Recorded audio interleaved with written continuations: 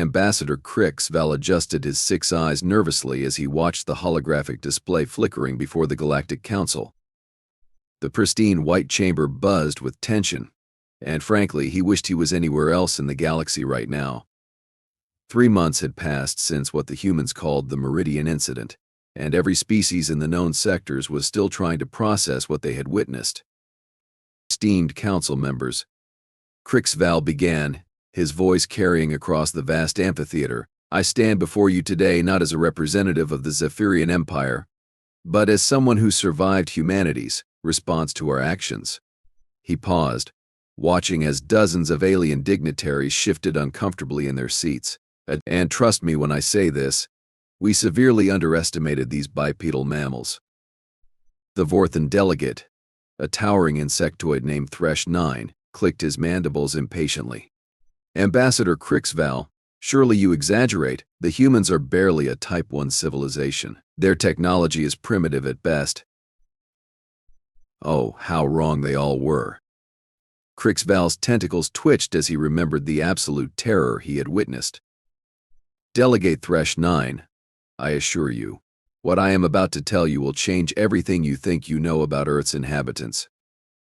The massive viewscreen behind him activated, displaying the peaceful blue marble that was Earth. Such a deceptively calm little world, wasn't it? Bow! Who would have thought such a seemingly insignificant planet could house the galaxy's most terrifying predators?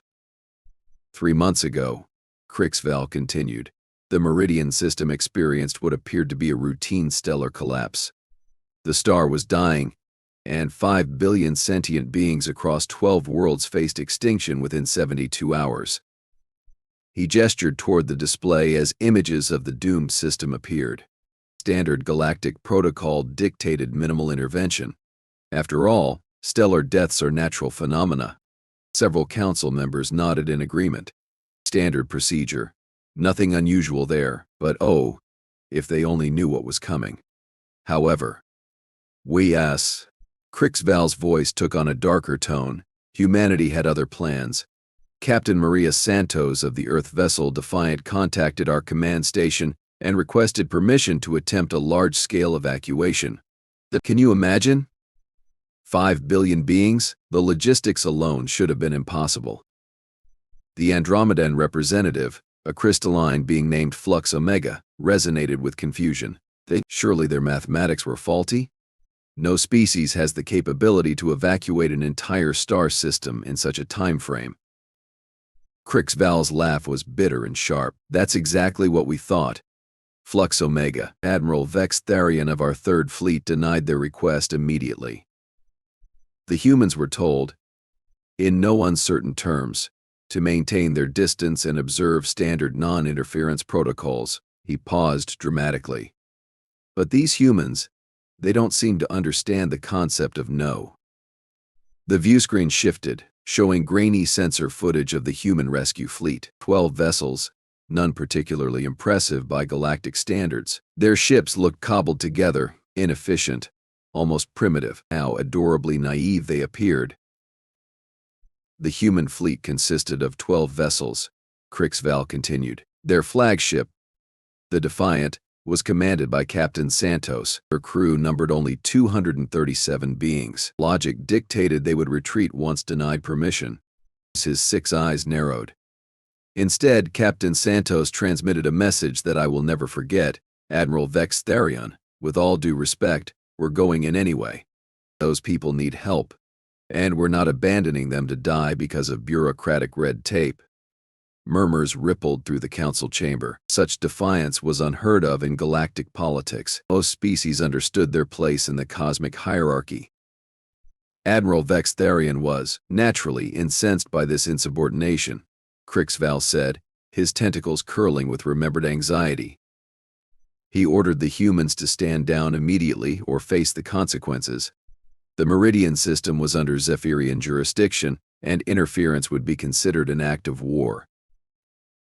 The Nexilian delegate, a gelatinous being called Blob 7, pulsed with curiosity. What was humanity's response to this ultimatum? Krix-Val's expression grew grim. Captain Santos laughed, actually laughed. Then she said something that still gives me nightmares. "Admiral, you can try to stop us, but I guarantee you won't like what happens next. We're saving those people whether you approve or not." The chamber fell silent.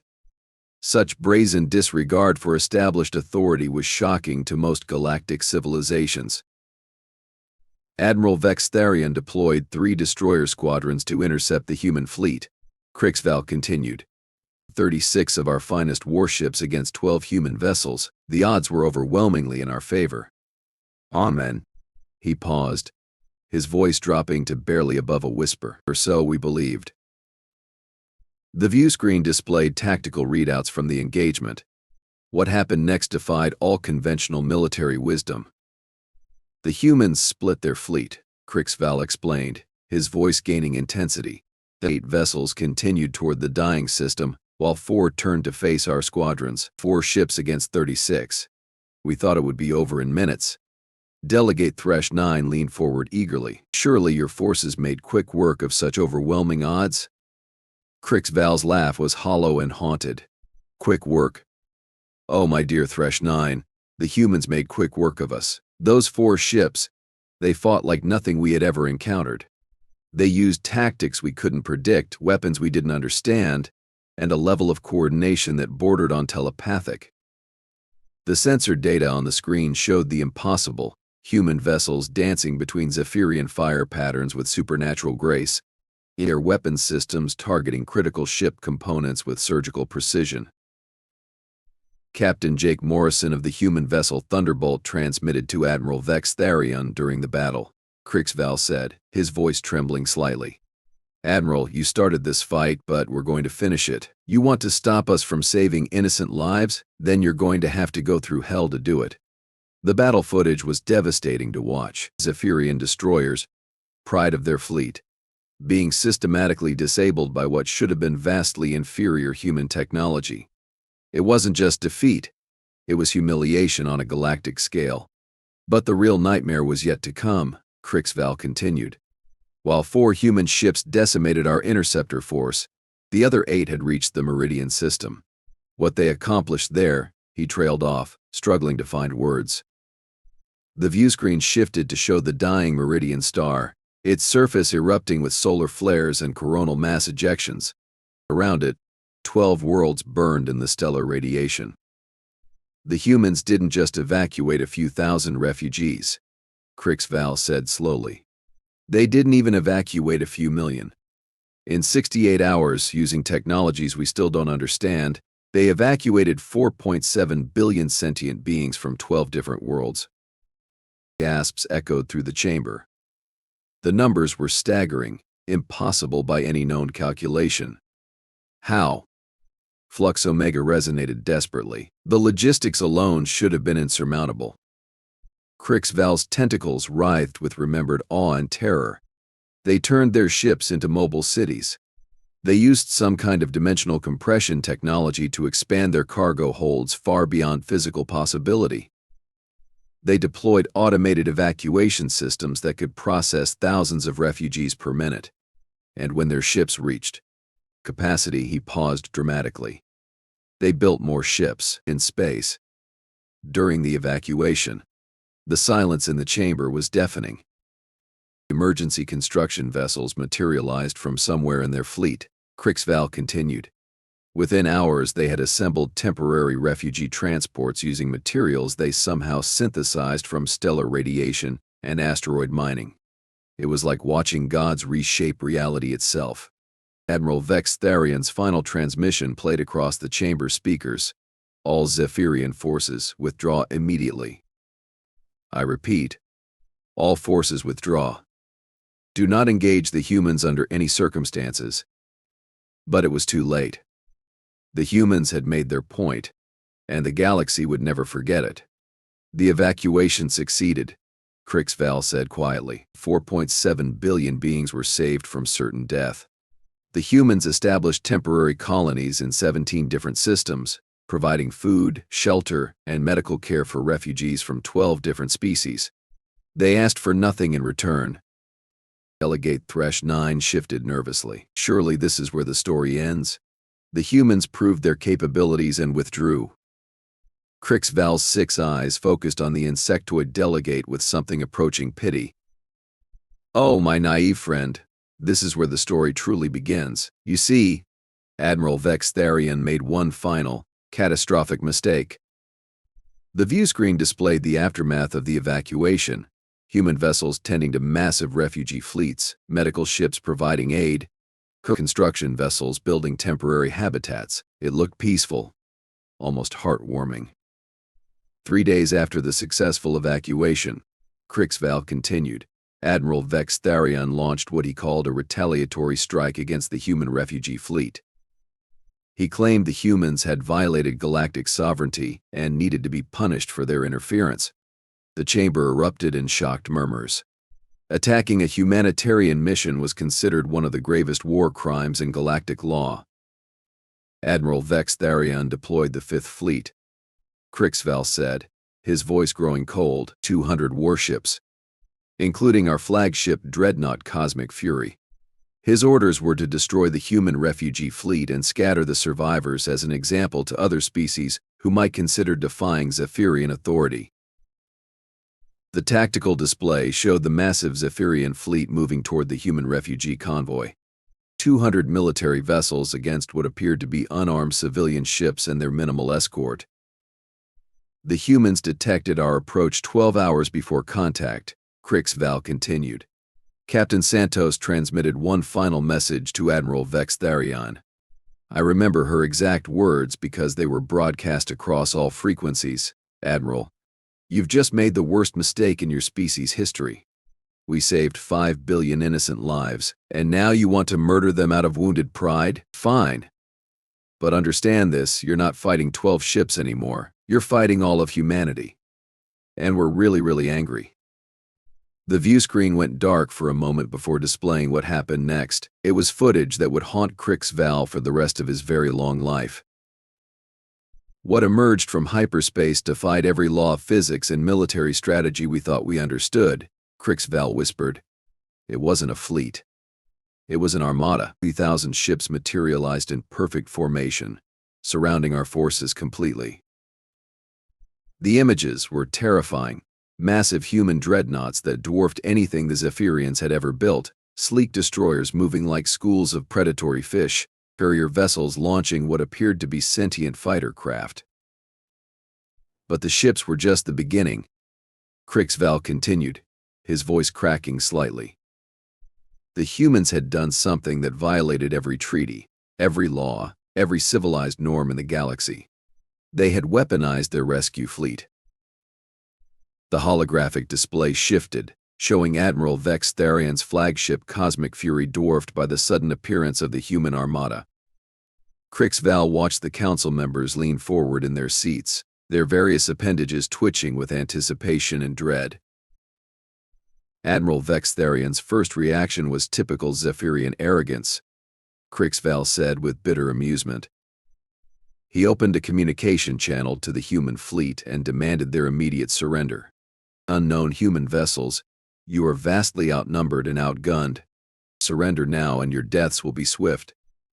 Delegate Thresh 9 clicked his mandibles nervously. Surely the humans recognized their tactical disadvantage. Krix-Val's laugh was sharp and cutting. Tactical disadvantage? My dear Thresh 9, you still don't understand what we were facing. And the response came not from Captain Santos but from someone else entirely. Admiral Elena Vasquez of the human vessel Retribution. Her voice was so cold it could freeze helium. The audio recording played across the chamber. Admiral Vex-Tharion. This is Admiral Vasquez of the Earth Defense Force. You attacked a humanitarian convoy carrying refugees we died to save. You fired on unarmed civilians. You crossed a line that should never be crossed. Surrender is not an option we're offering you. DU. Several council members shifted uncomfortably. The human's tone carried a finality that transcended language barriers. Admiral Vex-Tharion laughed at this response. Krix-Val continued. He ordered his entire fleet to open fire simultaneously. 200 warships unleashing their full destructive capability at once. The energy output was enough to sterilize a moon. He paused dramatically. The humans didn't even flinch. The tactical display showed something that defied comprehension. The massive barrage of Zephyrian weapons fire, simply vanishing before it reached the human ships. Defensive shields. Flux Omega resonated hopefully. No, Krix-Val replied grimly, something far worse. The humans had developed what they called probability manipulation fields. They didn't block our weapons. They made them cease to exist. Our photon torpedoes, plasma cannons, quantum disruptors, all of it simply stopped being real when it entered their defensive perimeter. The chamber fell silent as the implications sank in. Technology that could manipulate fundamental reality was beyond anything most species could comprehend. Admiral Vasquez's next transmission was broadcast on all frequencies, Krix-Val said, not just to our fleet but to every listening post, every monitoring station, every communication array within 50 light years. She wanted the entire galaxy to hear what came next. The recording resumed. This is Admiral Elena Vasquez to all galactic civilizations currently monitoring this engagement. The Zephyrian Empire has committed an act of genocide against innocent refugees. They have violated every principle of civilized behavior. What you are about to witness is not cruelty or revenge. This is justice. And then, Krix-Val whispered, they showed us what human justice looked like. The viewscreen exploded into activity. Human ships moved with impossible coordination, their weapons systems targeting Zephyrian vessels with surgical precision. But these weren't the crude energy weapons most species employed. They used gravity itself as a weapon, Krix-Val explained, his tentacles trembling. Somehow, they had learned to manipulate gravitational fields on a massive scale. Zephyrian destroyers were crushed into neutron-dense spheres in seconds. Our mighty dreadnoughts were stretched into molecular ribbons by artificial black holes. The footage was horrifying and beautiful simultaneously. Massive warships reduced to cosmic dust while others were frozen in temporal loops, their crews trapped in eternal moments of terror. Captain Rick Thompson of the human vessel Vindication transmitted to our command frequency during the engagement. Krix-Val continued. You wanted to see what happens when you threaten innocent people. Congratulations. You're getting a front row seat to the human species at war. The war. The battle, if it could even be called that, lasted exactly 17 minutes. When it was over, the pride of the Zephyrian Empire was nothing more than expanding clouds of superheated plasma. But Admiral Vasquez wasn't finished, Krix-Val said, his voice barely audible. The surviving ships, including Admiral Vex-Tharion's flagship, were captured intact, not destroyed, mind you. Captured using some kind of gravitic tethering system that made our vessels completely immobile. Bob 7 pulsed with morbid curiosity. Edek may see, the Marquasi. What did the humans do with the survivors? Krix-Val's 6 eyes closed in remembered horror. They put us on trial. Right there, in space, using the captured Zephyrian flagship as a courtroom. Admiral Vasquez herself served as prosecutor, defense counsel, and judge. The proceedings were broadcast live across every communication network in known space. The viewscreen showed the interior of the Cosmic Fury's bridge, now converted into an improvised tribunal. Admiral Vex-Tharion stood in restraints while Admiral Vasquez read the charges. Admiral Vex-Tharion of the Zephyrian Empire. The recording played, "You are charged with attempted genocide, crimes against sentient beings, in violation of galactic humanitarian law. How do you plead?" Vex-Tharion's response was predictably defiant. "I recognize no human authority. You are primitives. Barbarians. You have no right to judge the actions of a superior species." Admiral Vasquez's reply was devastating in its simplicity. "Superior species don't murder refugees, Admiral. The evidence speaks for itself." The trial lasted 4 hours.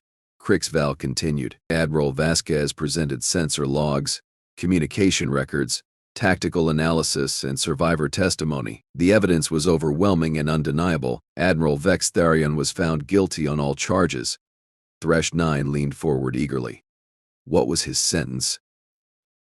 Krix-Val's voice dropped to a whisper. Life imprisonment on a human penal colony. But that wasn't the real punishment. The real punishment was what Admiral Vasquez announced next. The recording resumed with Admiral Vasquez addressing not just the captured Zephyrians, but the entire galaxy, to every species, every government, every military force currently listening to this broadcast. Understand this clearly: humanity will not tolerate attacks on innocent civilians. The Dralisics, Doshund, Brown Doe, Blond, Asses Pides, Stew, Wad and Wad. We will not accept genocide disguised as policy. We will not permit the strong to prey upon the weak simply because they can. She continued. That, Krix-Val said. And her next words changed everything. From this moment forward, Earth declares itself the official protector of all refugee populations, displaced peoples, and civilian evacuation operations throughout the galaxy. Any species, any government, any military force that interferes with humanitarian efforts will answer to us. And as you have just witnessed, we are very good at making people answer for their crimes. The council chamber erupted in shocked murmurs. Such a declaration was unprecedented in galactic history. But Admiral Vasquez wasn't finished. Krix-Val continued grimly. She announced that humanity was establishing what they called sanctuary zones throughout the galaxy. Safe havens for any species fleeing persecution, natural disasters, or military conflicts. These zones would be defended by the newly formed Human Humanitarian Defense Force. The viewscreen displayed a star map showing dozens of systems now marked with human protection status. The scope was staggering. Within 6 months, Krix-Val said, humanity had established 47 sanctuary zones across 16 sectors, each one defended by a human fleet that made our greatest armadas look like children's toys. They built hospitals, schools, research facilities, and manufacturing centers. They turned refugee camps into thriving colonies. Lux Omega resonated with disbelief. Surely the galactic governments protested this expansion? Krix-Val's laugh was bitter. Oh, they tried. The Andromedan hegemony sent a diplomatic protest. The humans responded by establishing 3 more sanctuary zones in Andromedan space and daring them to do something about it. The Nexilian Trade Federation attempted to impose economic sanctions. The humans simply began producing everything they needed using technology we still don't understand. What about the Zephyrian Empire's response? Blob 7 asked nervously. The Zephyrian High Command demanded Admiral Vex-Tharion's immediate release, Krix-Val replied. They threatened full-scale war if their demands were not met. Admiral Vasquez's response was broadcast across the Empire. We've already seen what Zephyrian military might can accomplish against human forces. You're welcome to try again if you think the results will be different. The chamber fell silent as the implications became clear. But the most terrifying part, Krix-Val continued, was what we learned about human military doctrine. They didn't just defeat us, they studied us. Every tactic, every weapon, every strategic principle we employed was analyzed, cataloged, and countered. Within weeks, they had developed specific countermeasures for every major military force in the galaxy. The viewscreen showed technical readouts of human vessels, their capabilities far beyond anything previously imagined. They built ships that could phase through solid matter, weapons that could target individual molecules, defensive systems that could manipulate time itself, Krix-Val explained. And they did it all while maintaining their humanitarian operations. 5 billion refugees didn't just survive, they prospered under human protection. Today, Krix-Val concluded, humanity operates the largest refugee protection network in galactic history. They've prevented 7 genocides, stopped 12 planetary invasions, and established safe havens for over 30 billion displaced beings. And they've done it all while maintaining their promise. Anyone who threatens innocent civilians will face human justice. He gestured toward the viewscreen, which now showed peaceful images of human sanctuary zones, children of dozens of species playing together, scientists of multiple civilizations working side by side, former enemies building new lives in safety. The humans asked for nothing in return, Krix-Val said quietly. No tribute, no territorial concessions, no political favors. They simply declared that suffering was unacceptable and made it their mission to end it wherever they found it. The council chamber remained silent for long moments. So when you ask me to explain humanity's place in galactic civilization, Krix-Val concluded, remember this, they are not conquerors seeking empire. They are not traitors seeking profit. They are guardians who chose to protect those who cannot protect themselves, and they are very, very good at their job. He paused, looking directly at each council member in turn. Admiral Vex-Tharion learned too late that humanity's greatest strength isn't their technology or their military might. It's their absolute refusal to accept injustice as inevitable. They look at suffering and ask not why, but how can we stop this? They see the impossible and treat it as a minor inconvenience. Inconvenience. The Meridian incident taught us that attacking human rescue operations is suicidal, Krix-Val said with finality. But it also taught us something far more important.